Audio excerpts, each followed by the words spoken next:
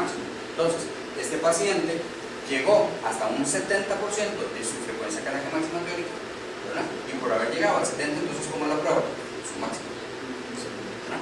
Ahora, su máxima, pero para él, eso fue su máximo. Que eso es un juego de palabras y uno tiene que tener mucho cuidado en el contexto de lo que son pruebas, sobre todo para la parte de ejercicio, que es lo que hacemos nosotros en rehabilitación cardíaca y pulmonar, ¿verdad? Porque entonces la gente me va a decir, es que esto es, y si usted pase, por ejemplo, al punto 75, tendría que estar trabajando siempre al 125, ¿verdad? Y entonces ahí usted lo está trabajando a su máximo siempre, ¿me explico? Eso es lo que uno tiene que poner mucho cuidado. Entonces, eso es una prueba, eso es la frecuencia cardíaca máxima del paciente. Esa es lo que llegó a esos 125, esa es la frecuencia cardíaca máxima, ¿verdad?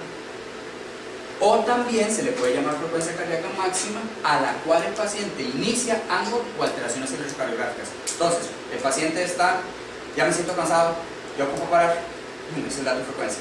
O el paciente tal vez no dijo nada, pero usted se fijó que empezó a hacer alteraciones electrocardiográficas con inversiones de la T, eso es isquemia, ¿verdad? Entonces, ¿qué hace el médico? Mire la prueba. Entonces, ¿qué va a reportar el médico?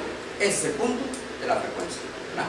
Pero también el médico le podría decir, en el dato de tanto de frecuencia cardíaca empezó el paciente a sufrir la angina. Y se acuerdan que en la sesión anterior habíamos dicho que uno trabaja y latido más bajo que el de la angina. Entonces, eso es importante también reportarlo en la prueba. La frecuencia cardíaca máxima realmente se obtiene sin una prueba de esfuerzo, o sea, con eso. Yo no puedo decir, el paciente de 220 menos de edad, por tanto, esa es la frecuencia cardíaca, eso no se va. Entonces la frecuencia cardíaca máxima real es como una prueba de esfuerzo. Y el otro estándar es 220 menos de edad, pero digamos como para tener un dato para hacer esas otras mediciones, ¿no? Pero usualmente la gente dice frecuencia cardíaca máxima o 20 menos de edad, y ahí quedó la prueba de otra fuente, que es esto que acaban de agregar. Consumo de oxígeno.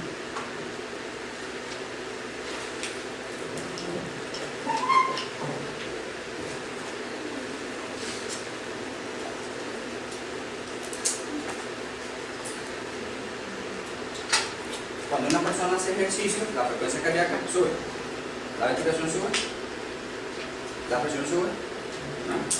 Y el consumo de oxígeno del rebote va a subir, así como sube los valores de Max. Entonces, cuando usted tiene una persona que usted le va subiendo carga de trabajo, aquí sería el trabajo, y aquí sería el tiempo, el porcentaje de carga de trabajo. Entonces, el consumo de oxígeno. El consumo de oxígeno va a ir subiendo conforme usted aumenta el tiempo y la carga de trabajo, ¿verdad? Pero obviamente ese consumo de oxígeno no va a subir siempre. Entonces, hay un momento en el que aún cuando usted suba la velocidad o le suba la inclinación, ese valor del consumo de oxígeno ya no cambia. Y eso, que ya no cambia, se llama consumo de oxígeno máximo. Pero ese valor de consumo de oxígeno máximo cuesta mucho medirlo. Y cuesta mucho medirlo a una persona saludable. Y a uno con enfermedad y que está muy desacondicionado, peor. Es muy difícil de calcular, ¿verdad? Y ahí es otro jueguillo de palabras, porque hay ocasiones que la gente hace la prueba y dice, su consumo de oxígeno máximo está en tanto. Y resulta que el consumo de oxígeno real es cuando usted logra esto. Y de hecho, solo con deportistas se logra medir, y no a todos los deportistas se les logra medir. Porque usted le sube la velocidad, le sube la inclinación, le sube más y le sube más, y ahora sí, llega por aquí. Y le seguí subiendo, pero ya eso no cambió. Ese sí es un consumo de oxígeno máximo. Por supuesto, el esfuerzo es grandísimo, entonces tiene que tener una persona muy entrenada. Entonces, en salud es muy difícil medirlo. Entonces resulta que el paciente está haciendo el trabajo y su consumo de oxígeno va. Su paciente va subiendo su consumo de oxígeno, subiendo. Hay un momento donde el paciente dice, ya no puedo, me cansé, me falta el aire, o la presión le subió, que es otra contraindicación o lo que dimos para detener, o cambio electrocardiográfico. Entonces hay que tener la prueba inmediatamente. Entonces cuando está la detuvo, va a ser esto, una caída. Esto es ese piquillo que yo estoy teniendo acá. Subo el consumo, aquí está el reposo, sube con el trabajo del consumo de oxígeno, es una parte plana, ¿no? En el pulmonar va subiendo más lentamente, y me cuesta un poquito ver la meseta, ¿no? Pero entonces, esta parte de acá es el consumo de oxígeno pico. ¿Por qué se llama pico? Porque se cortó, porque aquí usted inmediatamente tuvo la prueba y entró en recuperación, entonces se llama un consumo de oxígeno pico. Entonces, ¿cómo se tiene que reportar en el examen? Consumo de oxígeno pico, pero es el máximo del paciente. La confusión es cuando se reporta el consumo de oxígeno máximo del paciente está en tanto. Porque entonces, cuando se va a hacer el programa de rehabilitación, ¿verdad? Si uno se queda así como encasillado en ese máximo, entonces yo voy a pensar que yo estoy viendo eso. Entonces, cuando yo le cargo el ejercicio, se lo estoy poniendo súper fuerte. Yo tengo que terminar ese valor de ahí. Entonces, ya un consumo de oxígeno pico, pero es el máximo para él.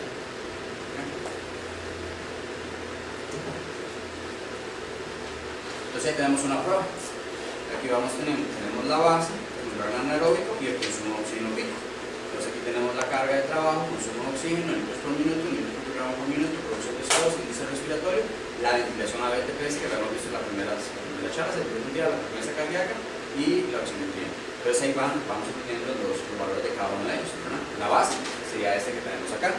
Tenemos el umbral anaeróbico, que ahorita lo vamos a visualizar, que en este caso no se visualiza como tal, y el pico, que sería este de aquí. Ven que este máximo sería si me logra aquí una meseta, pero este es un pico. Aquí el paciente ya no pudo más, entonces empieza a caer el consumo de oxígeno. Eso sería un consumo de oxígeno pico. Pero el máximo de él es ese piquillo. Entonces yo tengo que fijarme a qué valor equivale. Entonces cuando yo le voy a ajustar la carga de trabajo, tengo que meterle unas formulitas para que me determine. Eso es un consumo de oxígeno. ¿Cuánto quiero yo de ese porcentaje?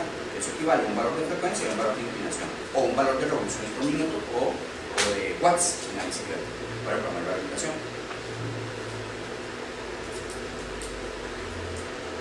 Entonces, este es el consumo de oxígeno que tiene aquí la meseta. Es este dibujo que he hecho acá. El paciente llegó hasta aquí, este se llama el pico. Pero entonces, ¿cómo vemos el umbral anaeróbico ventilatorio? Eso ya viendo por la parte ventilatoria. Entonces, usted puede determinarlo en el momento en que la producción de CO2 empieza a subir. Entonces, la producción de CO2 sube de forma lineal. Pero llega un momento en que el esfuerzo es tan grande que entonces la ventilación se dispara y la persona tiene que aumentar más la ventilación. Entonces, la producción de CO2 aumenta. Recuerden que la producción de CO2 es el producto de está trabajando más el músculo. Entonces, el CO2 va a subir más. Entonces genera una depresión, ¡pum!, y se dispara. ¿Qué pasa con la ventilación minuto? Por un minuto de frecuencia respiratoria. Entonces sube la frecuencia respiratoria y en un momento se dispara más la frecuencia respiratoria, ¡pum!, genera un pico hacia arriba. Esta depresión es la que determina el umbral anaeróbico ventilatorio. Y vean que esos umbrales anaeróbicos ventilatorios no están en la meseta, están en el camino. Entonces, el umbral anaeróbico está entre un 50 y un 80% del consumo de oxígeno máximo. Entonces, en este paciente que me llegó hasta aquí, puede hacer que ni siquiera me llegó al umbral anaeróbico ventilatorio, porque está muy desacondicionado. Puede hacer que el paciente tenga el umbral anaeróbico por aquí, puede hacer, eso hay que ver cada prueba, puede hacer que sí llegó hasta ahí, y pasó el umbral anaeróbico ventilatorio y hizo un poquito más, y ese paciente hizo un poco de esfuerzo. Entonces, lo que uno tiene que visualizar en la prueba. Pero además de que yo puedo ver la producción de CO2 y puedo ver el consumo de oxígeno, puedo ver estas otras cosas, se llaman equivalentes ventilatorios. Y el equivalente ventilatorio es una relación equivalente ventilatorio de oxígeno, equivalente ventilatorio de CO2. Es una relación del volumen minuto que logra el paciente, consumo de oxígeno, volumen minuto, producción de CO2. Los dos con el ejercicio van a descender, así como una mesetita, que lo hizo muy marcado, para que se visualice, pero la meseta es más chiquitica. Y después que empieza la carga de trabajo que le queda duro al paciente, esos empiezan a subir. Pero resulta que primero sube siempre el del oxígeno y segundo sube el del CO2. Cuando yo encuentro una elevación en el del CO2, eso fijo indica que estamos en un umbral anaeróbico. Entonces, si yo voy a trabajar en alguien en vías anaeróbicas, que es en alto rendimiento, entonces yo tengo que tener a la persona trabajando de aquí para arriba. Eso va a equivaler a un valor, a una velocidad. Además, yo podría estar midiendo lactatos. Yo puedo medir el lactato en cada etapa, el dedo, pum, como hacer una glicemia, pero ahí está pulsando el paciente cada tiempo, problema, más parte del equipo nunca. Pero nosotros, por ejemplo, lo que hacemos es que medimos al inicio y al final de la prueba. En los pulmonares lo que yo hago es que son tan caros los tipos, si me está tocando, no puedo gastarlos tanto, pero yo lo que hago es, le mido al inicio, aquí terminó el paciente, cuando mido en la segunda etapa, cuando terminó el programa, lo vuelvo a medir el lactato en el mismo punto y le mido uno más al final. Y lo que he visualizado es que los valores del lactato empiezan a venir con el ejercicio. Por consiguiente, los pacientes mejoran su umbral anaeróbico ventilatorio, que está más elevado. ¿Qué permite eso? Que tenga más capacidad de aeróbico. ¿El tiempo en meseta cuánto tiene algo? ¿Para que se llame máximo o no de pico? ¿Este? Sí. no hay tiempo establecido. En el momento que usted visualice que usted sube la velocidad, pongamos un ejemplo, usted está aquí a 3 kilómetros por hora, ¿verdad? Usted está viendo eso. Resulta que usted le puso 4 kilómetros por hora y ya no subió, ¿verdad? Le subió a 5 kilómetros por hora, no subió, ya está en ese, no le va a subir más, ya usted puede tener la prueba. No hay tiempo. Más, cada etapa dura 3 minutos, va a ser que si en esos 3 minutos usted vea que no le subió, ya usted tiene la prueba. Pero eso solo lo vemos en alto rendimiento, muy raro verlo en salud. De hecho, esto del consumo de oxígeno, este carajo Armstrong tuvo problemas, ¿verdad? Pero Armstrong tiene un valor de consumo de oxígeno alto, pero aún así no está tan alto con relación a otros deportistas. Armstrong tiene como 71 resto de consumo de oxígeno, está alto. Hay un ciclista Indurain español que ese tiene como 91 resto de consumo de oxígeno, ¿verdad? Muchísimo más alto, pero ¿por qué Armstrong era mucho mejor que otras personas? Porque el umbral anaeróbico ventilatorio de Armstrong era más elevado que de otras personas. Entonces, mientras otros deportistas en ciclismo ya estaban cercanos a las vías anaeróbicas, él todavía estaba normal. Entonces, por eso tenía más capacidad que otras personas. Por eso es que es importante en el rendimiento medir el umbral anaeróbico ventilatorio, que eso no se está haciendo, digamos, en este momento. Bueno, entonces este equivalente ventilatorio va a ir subiendo. Primero sube el oxígeno y luego el CO2. Dependiendo del protocolo que yo aplique, entonces yo puedo ver que esos están separados o los puedo pegar. En protocolos más cortos, de 1 minuto, entonces estos dos se empiezan a pegar. Entonces ya yo los veo los dos juntitos. Entonces yo veo el del consumo, el del equivalente de oxígeno y el del equivalente del CO2 y ya los van juntos. Porque el protocolo es diferente. Entonces, por eso es que las pruebas de ejercicio usted puede seleccionar qué protocolo aplicar dependiendo de qué es la finalidad que yo esté haciendo. Claro, en cardiología siempre es brusco o brusco unificado. Pero entonces, dijimos que el consumo de oxígeno va en aumento. Resulta que hay unas gráficas en la máquina que usted puede visualizar la producción de CO2. Y habíamos mencionado que la producción de CO2 cuando llega al umbral anaeróbico ventilatorio tiende a subir, ¿cierto? Ok, resulta que hay un punto en el cual pega la producción de CO2 con el consumo de oxígeno, entonces esto fijo es el umbral anaeróbico ventilatorio. Entonces, cuando usted tiene que poner un sistema de entrenamiento y usted ocupa que la persona no sobrepase el umbral anaeróbico, porque en salud trabajamos bajo el umbral anaeróbico, ¿no? Porque el umbral anaeróbico es pasar de vías aeróbicas a vías anaeróbicas, le tiene que hacer un trabajo aeróbico. Entonces, esto le determina a usted de dónde tiene que entrenar, de aquí hacia abajo. Entonces, repetimos, el consumo de oxígeno es del 50 hasta el 70 o 80% del consumo de oxígeno máximo, ¿verdad? La teoría dice que un paciente cardiopulmonar tiene consumo umbral anaeróbico al 40%, pero hemos tenido pacientes que usted le mide el umbral anaeróbico ventilatorio y lo tienen 27%. Entonces, si yo aplico lo que me dice la teoría, póngalo a trabajar al 40%, yo tengo vías anaeróbicas. Entonces, el paciente en cuestión de 1 minuto le va a decir que ya no aguanta. Y en entrenamiento, porque usted no le calculó el umbral anaeróbico ventilatorio, para que también se prefiere, se puede medir con lactatos. Entonces, el valor de lactatos va a ir subiendo y en un momento se dispara de 4 para arriba y ya eso fijo es vías anaeróbicas. Trabajos de rehabilitación y acondicionamiento son anaeróbicos. Otra cosa que visualizamos es el PET-O2 y el PET-CO2. Esto es presión parcial final de oxígeno y presión parcial finalidad de CO2. ¿Qué estamos midiendo? El oxígeno y el CO2 que exhala la persona en una ventilación normal. Teóricamente, nosotros respiramos 21%, ¿verdad? Pero yo no exhalo el 21%, yo exhalo como un 17-18%, más o menos. O sea, la diferencia es lo que yo utilizo para respirar, para el funcionamiento del organismo. Entonces resulta que si yo estoy en vías anaeróbicas y el organismo no ocupa el oxígeno para la producción de energía, está en vía anaeróbica. Entonces resulta que la cantidad de oxígeno que usted exhala empieza a subir. Entonces es este de aquí, el PET-O2. Entonces el oxígeno tiene modificaciones, pero hay un punto en el cual ese oxígeno que usted exhala empieza a levantar. ¿Qué le está indicando? Que el paciente está en vía anaeróbica. Entonces usted tiene todas esas gráficas en la computadora, en la pantalla.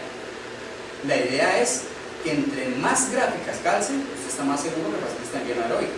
Pero no es que las va a tener todas, la cuestión es que usted no se marque en una de ellas. Usted tiene que empezar a revisar todas las pantallas y seleccionarlas. Lo importante para nosotros es que en el examen tiene que decir cuál es el umbral anaeróbico del paciente. Entonces ahí hay una tablilla para poder distinguir entre si el diálisis cardíaco o pulmonar, y entonces esas son las variables que uno ve en el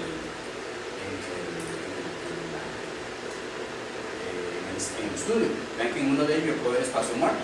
La idea con el ejercicio es que el espacio muerto tiende a disminuir con el ejercicio, pero cuando yo tengo un paciente de rehabilitación pulmonar y yo veo que el espacio muerto más bien se me mantiene o que sube, es que el paciente tiene una condición pulmonar malísima y que yo lo estoy cargando mucho. Entonces la prueba de ejercicio es muy importante para poder eliminar la carga de trabajo. Y de ahí que ocupa el tiempo que habíamos mencionado, el paciente pulmonar ocupa periodo de descanso. Entonces uno está midiendo esto del espacio muerto es importante. La otra es ver el índice respiratorio, de la relación del consumo de oxígeno, producción de CO2. Entonces, en zonas aeróbicas está desde 0 hasta 0.99. Fijo, yo estoy ahí en vía aeróbica. Si el paciente sobrepasa el 1, ya yo estoy en una zona de transición. Y si el paciente me llega a valores de 1, 0.10, 11 o 0.15, ya el paciente fijo está en vía anaeróbica. Pero eso sí, el paciente lo tolera. Hay pacientes que no llegan a eso porque ya se cansan. El reporte final. Entonces, el protocolo que se utilizó, Bruce modificado, frecuencia cardíaca de reposo, la frecuencia cardíaca máxima a la cual el paciente finalizó, ya lo mencionamos, la presión arterial con que empezó, la presión en cada etapa. Entonces el médico va a poner etapa 1, velocidad, inclinación, frecuencia cardíaca, presión arterial. Después la máquina arterial con el producto, ¿verdad? Y así por cada una de las etapas tiene que ir marcando, tenemos que ir reportando todo esto. Si la prueba fue máxima o submáxima, y el porcentaje, ¿verdad?, que se logró, eso que hemos hecho antes. ¿Cuál etapa alcanzó? ¿Completó la etapa tal o tantos minutos de la etapa tal? El valor de METs que logró el paciente.